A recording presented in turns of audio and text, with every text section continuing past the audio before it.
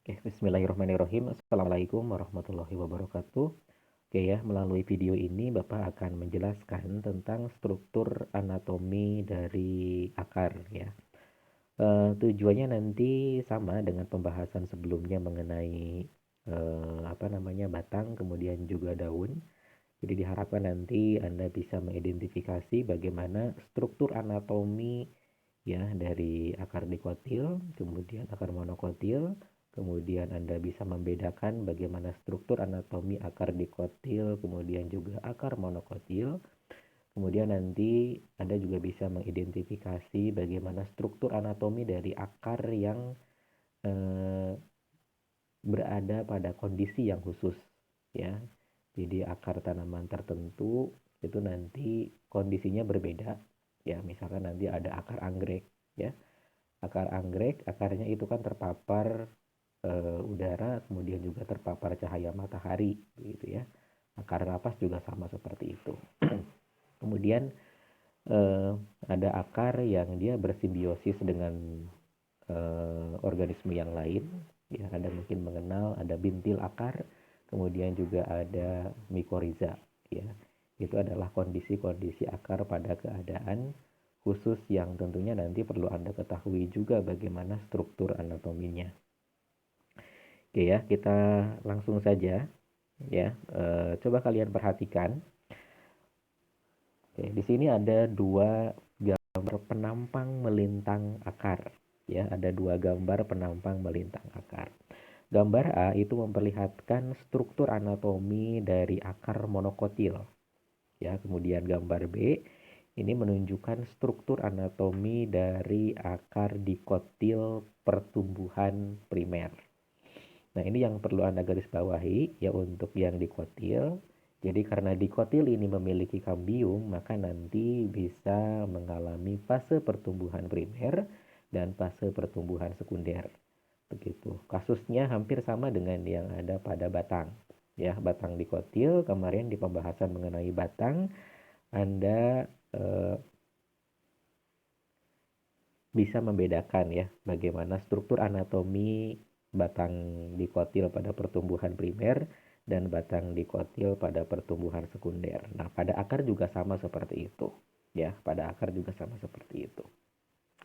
Ada pertumbuhan primer ya. Jadi ada akar dikotil pada pertumbuhan primer dan ada akar dikotil pada pertumbuhan sekunder.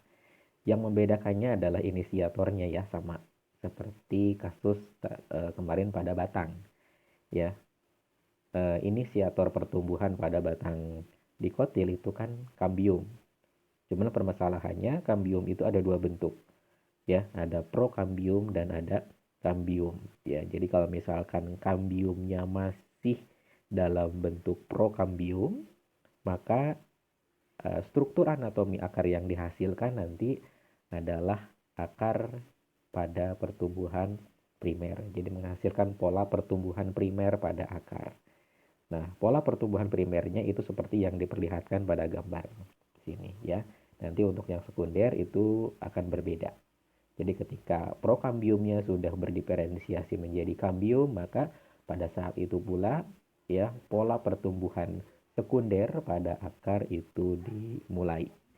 Yang jelas prinsipnya ketika sudah mengalami pertumbuhan sekunder, si akarnya itu nanti akan terbentuk ada kayu dan ada kulitnya, ya kulit akarnya begitu, ya. Nah, dari gambar ini Anda bisa membedakan bagaimana struktur anatomi dari akar dikotil dengan akar monokotil. Jadi polanya akan sama seperti ini. Jadi akar monokotil ya tidak hanya jagung yang seperti ini, tapi akar-akar yang lain pun yang dia tergolong ke dalam tumbuhan monokotil itu akan kurang lebih seperti ini, ya. Jadi Anda bisa perhatikan dari luar ke dalam ya. Di bagian luar ada epidermis, kemudian di bawah epidermisnya itu ada fiber ya. Fiber itu adalah sklerenkim. Jadi di bawah epidermis akar monokotil itu biasanya ada sklerenkim. Kemudian di bawahnya itu ada parenkim ya. Parenkim kalau kita perhatikan jumlahnya banyak sekali. Ya, paling banyak mungkin dibandingkan dengan jaringan yang lain. Kemudian di sebelah dalam ada endodermis. Ini khas pada akar. Jadi ada sebaris sel yang dindingnya mengalami penebalan. Ya, kita nanti akan bahas lebih lanjut terkait dengan endodermis ini. Ya, kemudian di sebelah dalam endodermis itu ada struktur di situ yang kita sebut dengan perisikal. Nah, perisikal ini juga khas pada akar, ya, karena ini nanti akan menginisiasi sifat karakteristiknya hampir sama dengan kambium sebetulnya ya perisikal ini. Dan perisikal ini nanti akan pada satu kondisi akan sangat aktif membelah ya, karena ini akan menjadi cikal bakal untuk pembentukan cabang akar. Ya, jadi cabang akar ini dibentuk berawal dari aktivitas meristematik dari jaringan perisikal yang posisinya tepat di bawah endodermis. Kemudian di sebelah dalam itu ada berkas pembuluh anggut ya, ada xilem dan juga ada flum. Kemudian bagian-bagiannya juga hampir sama kemarin seperti pada batang. Ya, kita mengenal nanti ada bagian epidermis, ada bagian korteks akar dan ada bagian stil. Epidermis jelas ya, ada di bagian paling luar. Kemudian korteks itu dibatasi oleh epidermis di luar dan endodermis di bagian sebelah dalam. Jadi antara endodermis dan epidermis itu adalah bagian korteks. Pada akar dikotil juga posisinya sama seperti itu, begitu ya. Oke ya, kemudian di sebelah dalam endodermis itu ada stil, ya ada stil. Kalau pada monokotil di bagian tengahnya ada empulur ya. Empulur juga di situ tersusun dari jaringan parenkim. Ada pit parenkim di situ ya. Jadi di bagian empulurnya tersusun dari parenkim. Kemudian ada berkas pembuluh angkut, terlihat jelas ya silemnya karena ukurannya sangat besar. Oke ya, kita lanjutkan. Nah, ini penampang membujur dari akar. Ya, penampang membujur dari bagian ujung akar. Ya, Anda mungkin pernah mempelajari ini ya. Ada tudung akar. Kemudian ujung akar ini kan menjadi titik pusat pertumbuhan. Ya, jaringannya masih meristem. Ya, kemudian dilihat dari posisinya ada bagian protoderm, ada meristem dasar dan ada prokambium. Ya, di situ akan ada ground meristem, itu meristem dasar, kemudian ada protoderm, ada prokambium. Ya, jadi posisinya kasusnya sama seperti pada batang kemarin yang sudah kita bahas ya. Oke, kita lanjut ya. Nah, ini tadi ya, jadi akar ini terdiri dari 3 bagian utama ya, ada epidermis, ada korteks dan ada stil di bagian tengah ya. Jadi Bapak ingatkan lagi, ada nama bagian, ada nama jaringan begitu ya. Kalau tadi epidermis itu nama bagian sekaligus juga bisa disebut sebagai nama jaringan. Jadi bagian epidermis, jaringan apa yang menyusunnya? Jaringannya epidermis. Tapi kalau bagian korteks, ya, ini biasanya tersusun dari, ini kan kasusnya pada monokotil ya, ada sklerenkim di bawah epidermisnya, ya, kemudian ada parenkim, ya, itu yang menyusun bagian korteks.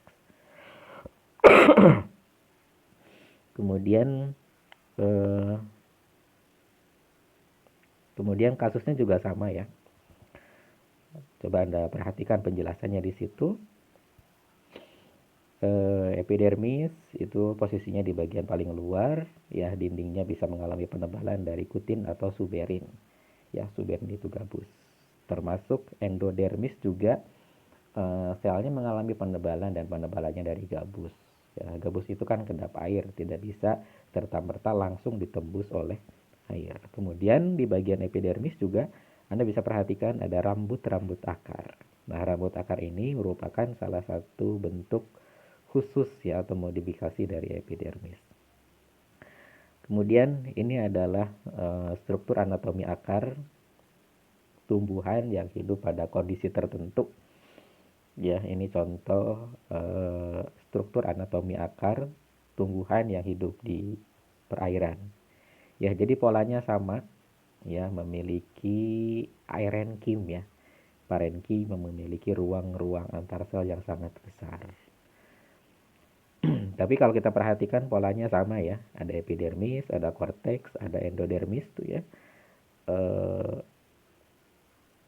Sebaris sel yang warnanya pink, dindingnya itu mengalami penebalan ya, itu adalah endodermis. Dia khas pada akar. Oke, ini sebetulnya sama ya, memperlihatkan struktur anatomi akar, tapi ini adalah akar dikotil. Ya, akar dikotil pada pertumbuhan primer. Ya, akar dikotil pada pertumbuhan primer. Seperti yang tadi Bapak jelaskan, ada bagian epidermis, ada bagian korteks, dan ada bagian stil. Oke, ini sama ya. Nah, ini gambaran aslinya ya, gambaran aslinya dari akar dikotil pertumbuhan primer. Jadi polanya seperti ini. Kemudian pada akar itu ada jaringan yang khas ya. Nah, ini ada endodermis ya. Endodermis, dia dindingnya mengalami penebalan. Anda bisa perhatikan tuh ya, di bagian tengah, ada sebaris sel yang dindingnya mengalami penebalan. Penebalan dindingnya berwarna merah. Nah, itu adalah endodermis. Anda mungkin pernah mendengar ada penebalan pita Kaspari, ya, karena memang seperti pita gitu.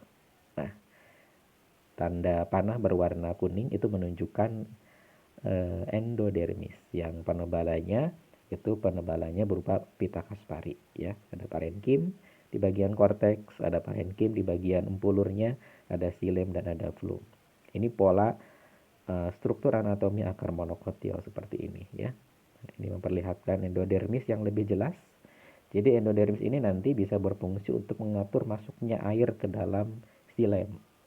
Anda bisa perhatikan ya posisinya. Posisi xilem itu di sebelah dalam endodermis. Tadi endodermis dindingnya mengalami penebalan dari gabus, dari suberin. Sehingga nanti bisa mengatur masuknya air ke dalam sel-sel xilem. Nah, Anda ingat kan ya, fungsi dari akar itu adalah untuk menyerap air.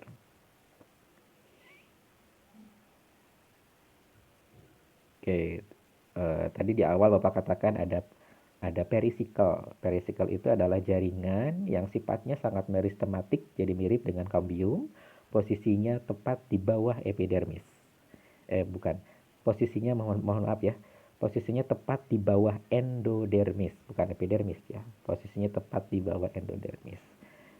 Nah, ini fungsinya adalah untuk membentuk cabang akar. Jadi cabang akar itu terbentuk dari bagian tengah, bukan dari bagian luar. Beda lagi dengan bulu ya. Kalau bulu akar atau rambut akar terbentuk di epidermis. Kalau cabang akar terbentuk dari bagian dalam ya, dekat ke berkas pembuluh angkut. Jadi biar nanti nyambung sisi lemnya ya, nyambung dengan cabang akar, antara akar utama dengan cabang akar nyambung, sehingga pembentukan cabang akar ini bermula dari bagian tengah, terutama pada bagian perisikel. Nah, ini kalau dibuat skema ya, susunan akar pada pertumbuhan primer ya, akar dikotil, karena akar monokotil tidak memiliki kambium. Jadi ketika masih prokambium, kambiumnya, maka pola pertumbuhannya seperti itu. Anda bisa perhatikan ya, xilemnya yang di bagian tengah itu disebut dengan xilem primer. Kemudian flumnya itu disebut dengan flum primer.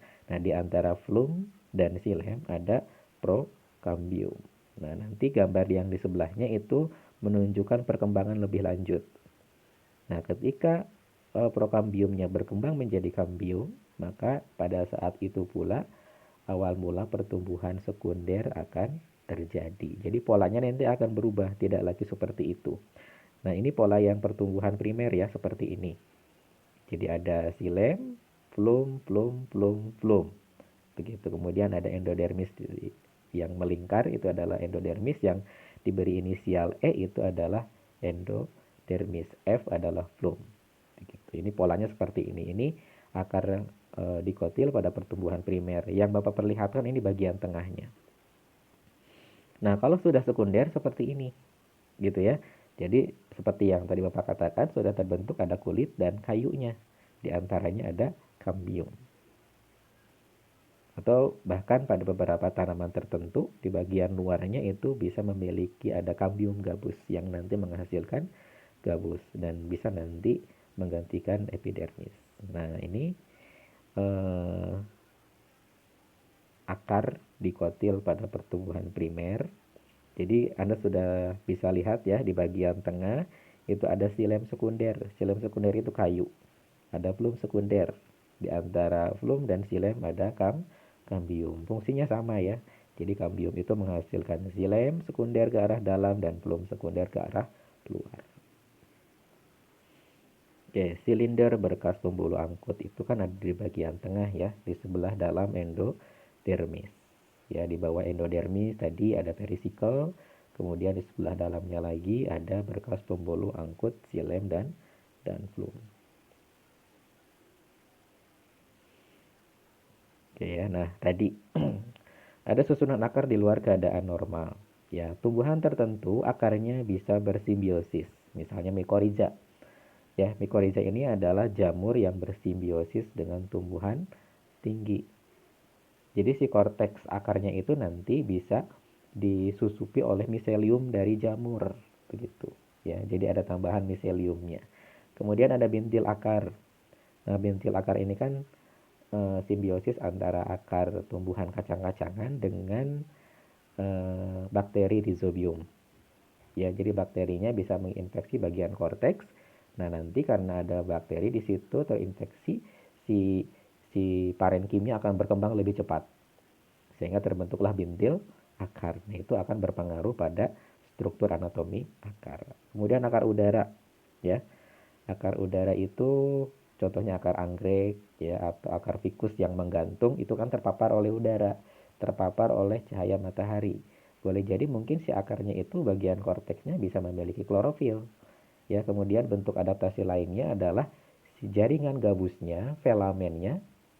Dulu pernah ya di praktikum, Anda perhatikan si filamennya atau gabusnya itu sangat tebal di bagian paling luar begitu. Kemudian Anda umbi akar, ya umbi akar itu adalah akar yang berfungsi menyimpan cadangan makanan. Singkong, singkong kan umbi akar. Itu juga bentuk eh, khusus ya, modifikasi dari organ akar. Nah, kemudian peralihan akar ke batang. Anda bisa perhatikan ini kasusnya pada batang dikotil ya. Batang dikotil pada pertumbuhan primer, akar dikotil pada pertumbuhan primer. Nah, ini berbeda sekali kan ya? Berbeda sekali. Ya, susunan xilem dan flumnya berbeda sekali. Nah, terjadi peralihannya di mana? Terjadi peralihannya adalah di bagian leher akar. Jadi di leher akar itu terjadi perubahan. Nah, polanya seperti ini. Ya. Jadi jadi terjadi perubahan pola susunan dari berkas pembuluh angkutnya. Ya, jadi kalau kita perhatikan dari posisi protoxilem metaxilemnya itu berubah.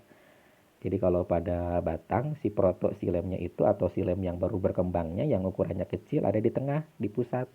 Sedangkan metanya yang xilem yang sudah berkembang lebih lanjut itu ada di bagian paling luar. Nah, di akar itu terbalik, ya, di akar terbalik. Nah, posisi peralihannya itu terjadi di leher akar, ya. Leher akar itu adalah di pangkal batang ya. Jadi peralihan antara batang dengan akar, di situ ada leher akar dan perubahan posisi terjadi di situ. Ya, kenapa harus terjadi perubahan posisi? Karena kan fungsi akar dengan fungsi batang berbeda. Begitu sehingga struktur anatominya pun ya harus berbeda. Nah, ini cabang akar.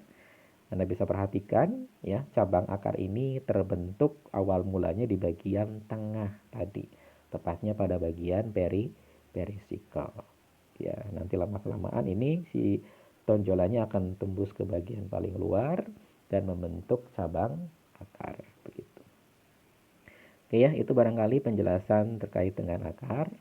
Ya, nanti Anda bisa baca ulang, ya baca lagi, ya sebelum Anda kuis, ya Anda silahkan pelajari eh, lagi ya materinya. Ya, untuk selanjutnya silahkan nanti Anda mengerjakan kuis. Oke, barangkali itu ya untuk penjelasan mengenai organ akar. Terima kasih. Assalamualaikum warahmatullahi wabarakatuh.